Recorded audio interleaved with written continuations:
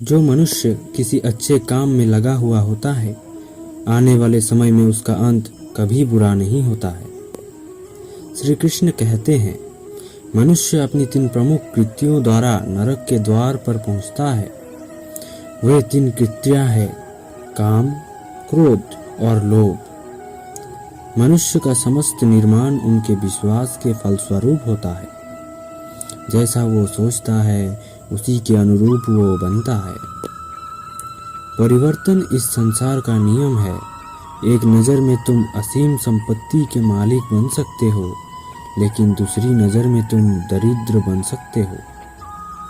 किसी से सच्चा प्रेम होना शुद्धता और दिव्यता का प्रतीक है। श्री कृष्ण कहते हैं, जो कुछ भी हुआ है उसमें तेरा कोई योगदान नहीं है, इसलिए तुम्हारी सारी परेशानियां व्यर्थ है। हर चीज की शुरुआत मुझसे होती है और खत्म भी मुझी पर होती है। इंद्रियों से मिलने वाला सुख सच्चा नहीं होता। इंद्रियों का सुख पहले तुमको अमृत की मिठास देगा, लेकिन बाद में तुम्हारा विनाश कर देगा। तुम अपने जीवन को सार्थक बना सकते हो, लेकिन इसके लिए तुम्हें मेरी शरण में आना पड़ेगा। अगर तुम्हें मेरी बात अटपटी लगती है तो तुम्हें अपने नजरिए को बदलने की जरूरत है। कभी तुम चीजों को उस तरह से नहीं देखते हो जिस तरह मैं देखता हूँ। अगर एक बार तुमने मुझ पर विश्वास कर लिया तो तुम्हें जीवन में कभी निराश होना नहीं पड़ेगा। एक बार जो मुझ पर विश्वास करता है उसको मैं कभी छोड़ता नहीं हूँ। जो मेरे भक्तों के साथ धोखा करता है उसके लिए मैं सबसे बड़ा शत्रु हूँ। अगर किसी ने मेरे भक्त को एक बार भी धोखा दिया तो जन्मों जन्मों तक मैं उसका उद्धार नहीं करता हूँ। इस दैवत्व का सर्वोच्च मैं हूँ। सब कुछ मुझ पर निर्भर है। अगर तुमने मेरे बारे में जान लिया तो तुम्हारा कल्याण निश्चित है। मैं हर दिल को एक मंदिर की तरह देखता हूँ। जो दिल जितना सुंदर होता है वहाँ मैं उतना ही अधिक ठहरता हूँ।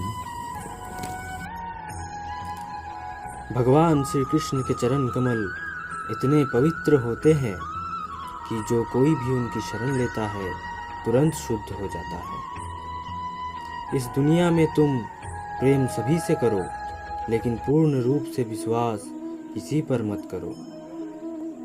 अगर तुमको भरोसा करना ही है तो केवल कृष्ण पर करो। मन बड़ा चंचल है, इसलिए अपने मन को स्थिर रखो। उसको कभी व्यतीत मत होने दो। आपने जो कुछ भी किया वो आपके साथ एक दाग की तरह चलेगा, इसलिए अपने कर्म में शुद्धि लाओ। बुरे विचार मन को दुखी और परेशान कर सकते हैं, लेकिन जब आप कृष्ण में विश्वास करते हैं तो कृष्ण स्वयं आपकी सब परेशानियां दूर करने आते हैं। मैंने अभी तक तुम्हारे शरण में आने का प्रस्ताव को स्वीकार नहीं किया है, क्योंकि तुमने अभी तक पूर्ण रूप से समर्पण नहीं किया है।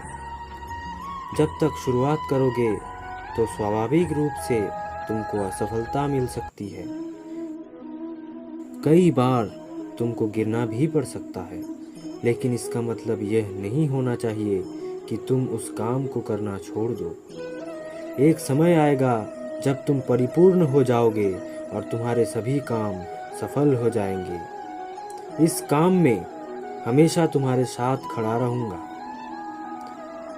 मैं तुम्हारे हर छोटे बड़े कर्म में साथ दूंगा।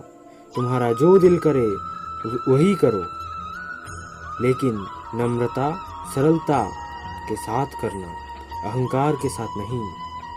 एक उपहार तब शुद्ध होता है जब उसको सच्चे दिल से सही व्यक्ति को सही समय पर दिया जाता है और बदले में कोई दूसरी उम्मीद नहीं करते हैं। कड़े संघर्ष के बाद प्राप्त होने वाला सुख जिसने आपको दुखों का अंत किया है, ऐसे संघर्ष का पहला कदम आपको कड़वे जहर के समान लगता है और अंत में आपको अमृत की प्राप्ति होती है। इस तरह का सुख केवल मन की शांति से प्राप्त हो सकता है। इस धरती पर आने के बाद आपका मुख्य उद्देश्य यहाँ से मुक्त होना है। केवल वही मनुष्य मुक्त हो सकता है जो अपने कर्मों में दृढ़ संकल्प के साथ स्थिर है और सुख दुख के समान रूप से सहन करता है। जो मनुष्य अपनी आत्मा की बात सुन सकता है वो मुझसे बात कर सकता है और देख भी सकता है। अपने सभी कर्मों को कृष्ण पर केंद्रित होकर करो। आसक्ति को त्याग दो। सफलता और असफलता को एक समान दृष्टि के साथ देखो।